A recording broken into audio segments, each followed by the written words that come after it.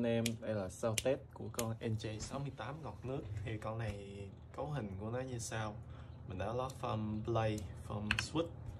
Foam blade thì bằng cao su hóa, foam switch bằng boron và foam đáy bằng cao su hóa.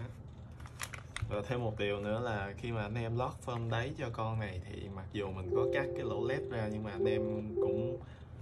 anh em không nên hy vọng nhiều quá là nó sẽ xuyên led, bởi vì một khi anh em đã lựa chọn foam để tăng trải nghiệm gõ thì chắc chắn nó sẽ không xuyên led.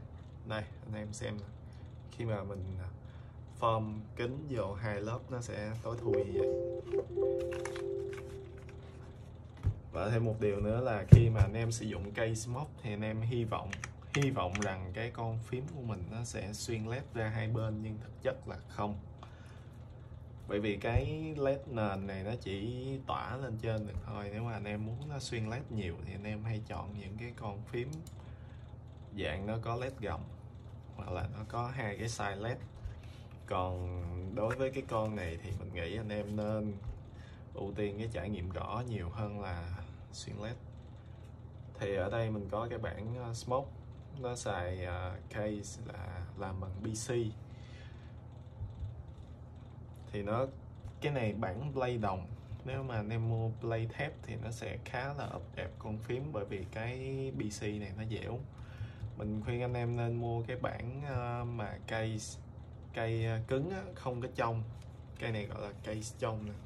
Anh em nên mua một cái bản NJ68 case cứng màu trắng với màu đen nè. Hình như là nó có hai màu nữa thôi. Về cái màu cứng trắng đen hoặc là hồng thì cái nhựa đó nó là nhựa, hình như là nhựa ABS, nó cứng, nó không xuyên led, nhưng mà cái trải nghiệm gõ trên con phím này sẽ rất là tốt. Rồi giờ mình giới thiệu sơ qua về con switch. Thì mình sử dụng là con Royal Blue stock, chưa có lúp.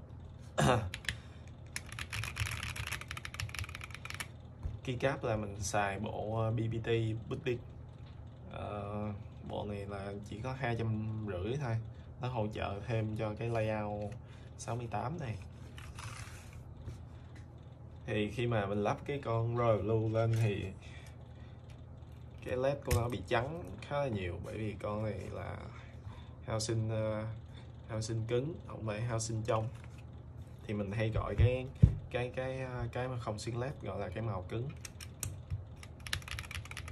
còn màu kia mình gọi là màu Mickey, màu đục hoặc là màu trong. Ok, giờ mình sẽ gõ 3 đoạn văn bản cho anh em nghe thử. Thì start mình cũng đã Bennett, Lipton, Holy Mod, lớp 4 mod, dẫn 4 mod.